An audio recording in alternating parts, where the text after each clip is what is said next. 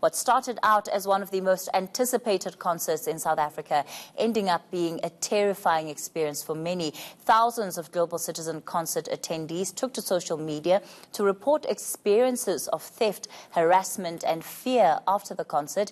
This continued into the early hours of Monday morning. Some say the police were present, but very minimally so, and that they were nowhere to be found as they were leaving the stadium.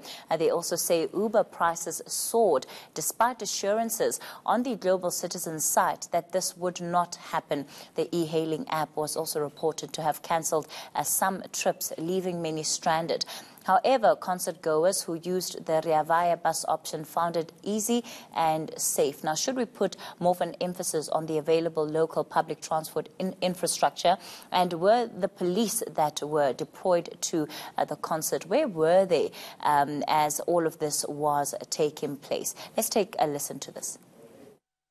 After the festival, I was filled with such joy from the incredible day and evening and from those performances that we watched and the message that Global Citizen was sharing, specifically the message of gender equality and safety for women. And that was quickly shattered in seconds as soon as we left the stadium, where we saw women being attacked and how we saw that the biggest victims were female here last night.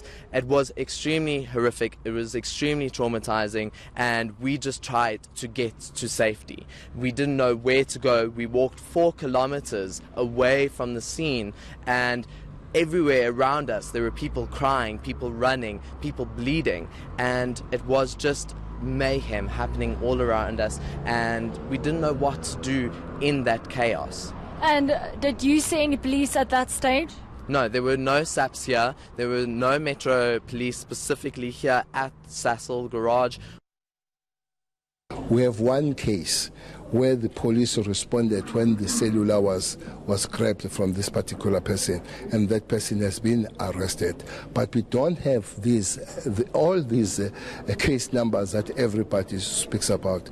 We'll wait for that. We'll invite those that have those cases to come and open them so that we can have the case numbers, investigate, and then we'll only know then.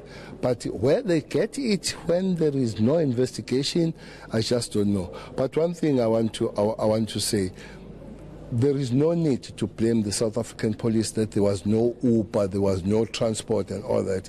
That should be asked from the organizers. But if you think any form of crime happened, please come and open the case with the South African police. We'll investigate. 74-hour turnaround.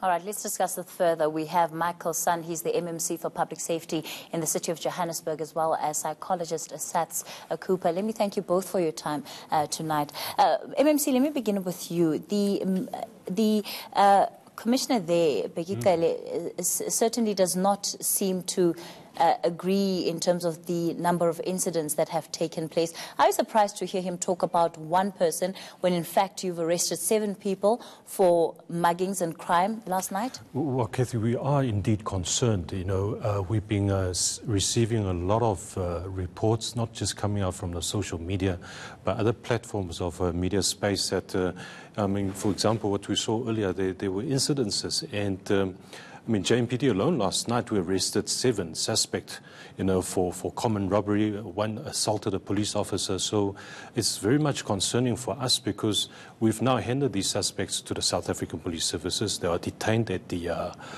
Boyson's police station. But you can imagine if there's only one formal criminal complaint being lodged, I'm very concerned about the prosecuting process.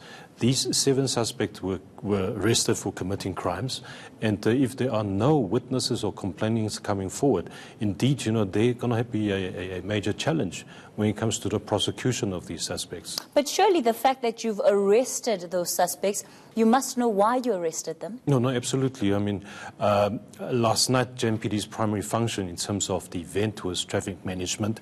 In fact, we've deployed 236 Metro Police officers, 104 vehicles. We even had 11 horses from the equestrian unit. But on top of that, we also did our crime prevention duties. That's why you saw there were 7 suspects being arrested. You know, it's interesting that you should say that there were so many Metro Police officers deployed to that event, because I happen to be part of those that were caught in that traffic leaving the stadium, and certainly there was no indication of that, at least from what I saw, even in terms of the presence of Metro Police. So where were they exactly? Kathy, I need to explain to you something. Obviously, is in terms of the event organizing, a safe zone was established.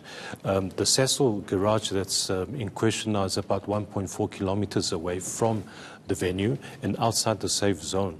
There was a designated pickup point for the e-hailing services, but of course I take it a lot of the drivers requested their passengers to walk a little bit further down to be picked up, and that's why, you know, you probably saw a lot of opportunities where But even just leaving the stadium, with all due respect, MMC, there was no traffic direction taking place. So part of what led to the crisis or the chaos in terms of even the traffic was the fact that there was no direction being given to people. So it's one thing saying that this area was outside of our jurisdiction, but even where your officers were supposed to be and supposed to be directing traffic, that didn't happen, which perhaps necessitated why people needed to walk further down the street. Kathy, I must disagree with you. Our officers came on duty 6 o'clock yesterday morning. They only knocked off at 7 o'clock this morning. I'm not disputing with you and with when that you with say you at there all. are no JMPD officers available, it's a very difficult concept for us to understand, because they are indeed deployed and they were around. I mean, how do you otherwise explain the rest of the 7 suspects by JMPD officers? So you're saying that as far as you're concerned, the number of officers you deployed was enough and they were where they needed to be? Well, let me qualify that statement. Of course, you know, JMPD was responsible for traffic management. The overall events, of course, you know, there were heads of state and government attending. In terms of the security deployment, it was managed by the National Joint Committee, Net Joint. They are responsible for the overall safety. We, as JMPD, were responsible for traffic management. All right. Well, I still don't think that even on the part of traffic management that a great job was done there, because people were still stuck in traffic for about 3 hours leaving, well, Kathy, if you allow me, that event. If you allow me, you must understand that we had 65,000 people coming in different times, but many of them left at the same time. So you can imagine 65,000 people wanting to get out of the gate. And by the way, there was more visibility going into the event than there was leaving the event, and I'm sure you've seen that response. Well, look, I don't want to debate the issue whether there were more or less, because the deployment remained the same throughout that period. But MMC, when people are telling you about their experiences, and I think this has also been expressed on social media, and, you know, I'm just simply corroborating part of what I saw when I was also leaving the venue. And so to the extent that this is what people are telling you, how then do you reflect on it, and how do you look into it to ensure that, in fact, you know, we're learning all the lessons that we can from this? Well, I think one thing that we must express is that we are deeply disturbed and shocked at some of the reports that's come out. We as a city, we obviously express our regrets to those that have been affected. We hear many of them are young children. The parents have to help them.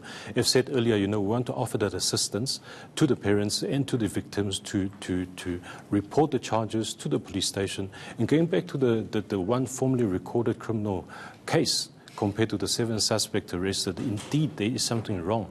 I think walking away from this incident, that we need to learn important lessons. We need to ensure that the visitors... What are those lessons? What are those? Well, I think firstly is that we need to expand the so-called safe zone.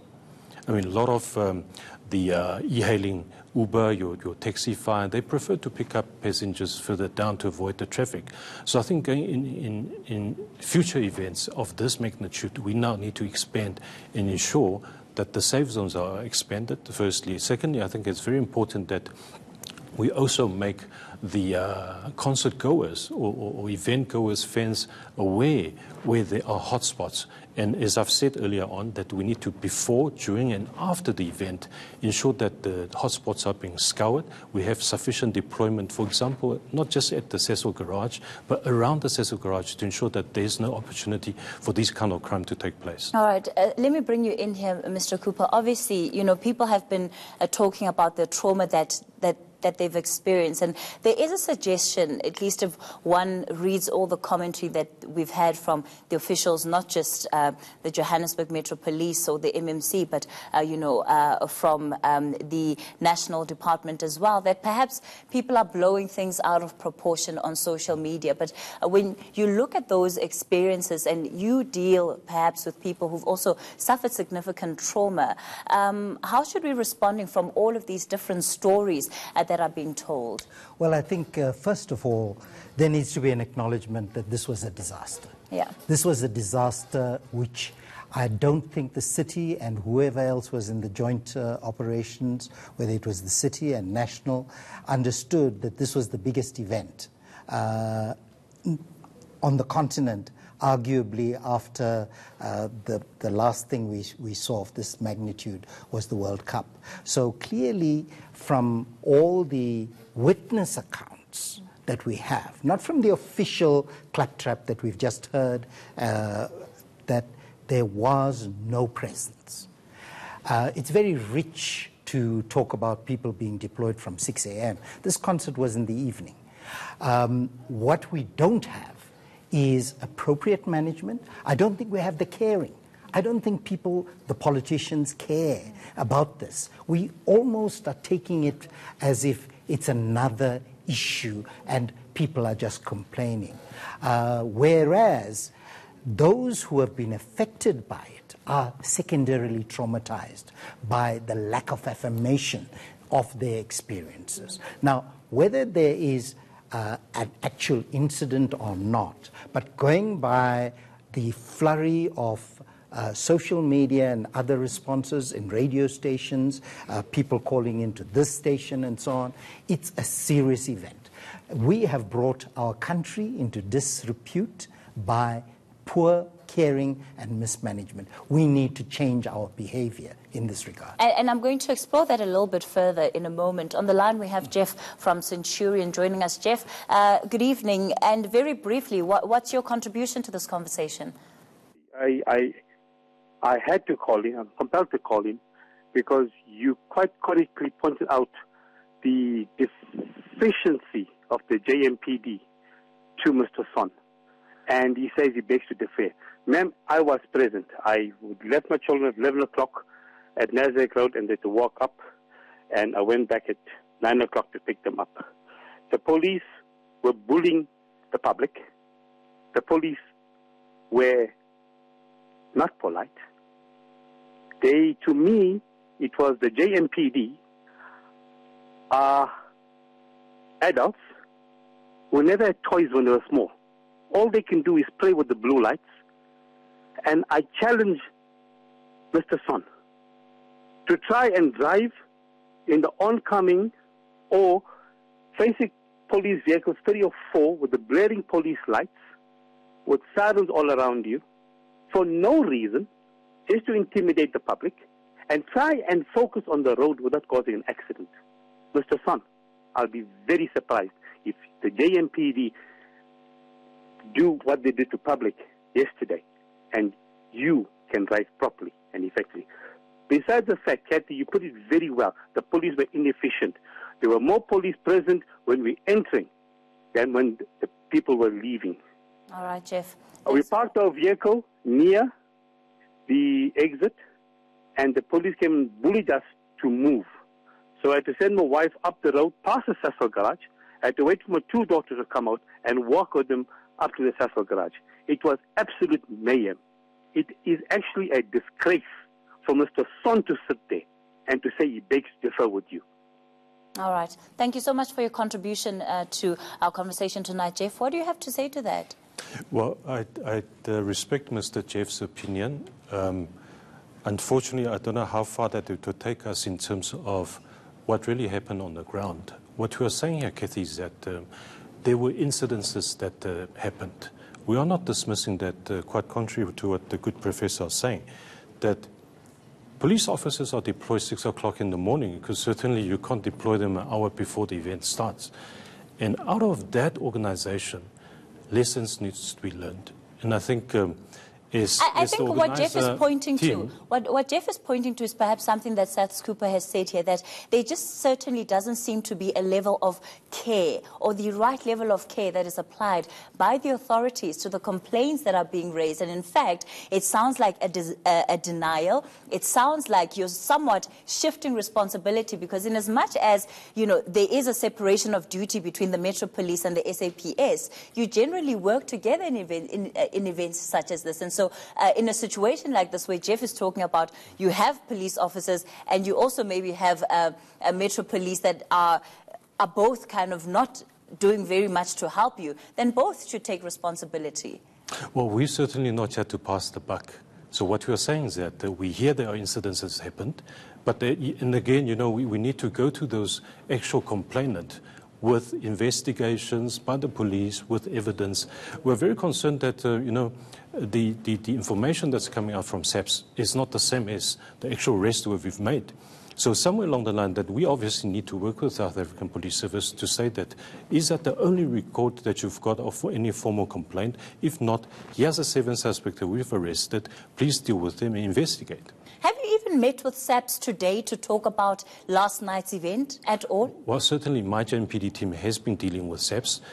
I, as the political office, will need to allow the police officers to do their work before I come here and obviously speaks volumes. All right. SAPS, we're running out of time. I'm going to give you the final remark. I think that we messed up. We need to acknowledge we messed up and not blame the victims. This is a perennial problem where we blame the victims in our country, and it's significant. It's the 16 days of activism, and that shows the level of lack of care, lack of responsiveness. We need better, and hopefully next year at the polls we will get better. Because obviously you're pointing to the fact that the MMC says, well, it's actually the people's fault because they're the ones that went. Well, let me correct that. I've never said that. Unfortunately, I've never said that. You did say that on the show, MMC. Unfortunately, we've run out of time. Kathy, I think you need to give me the respect. I did not say that. You said... I did not say it was the people's fault. Okay, what did you say? I said we need to learn lessons coming out from that. I think the professors heard me quite well. We are not blaming anybody, but we are saying that we do. We are regret to have this happen, but let me respect your time. All right. Unfortunately, we're going to have to leave it there for tonight. Public Safety MMC Michael Sun and a psychologist Seth Cooper.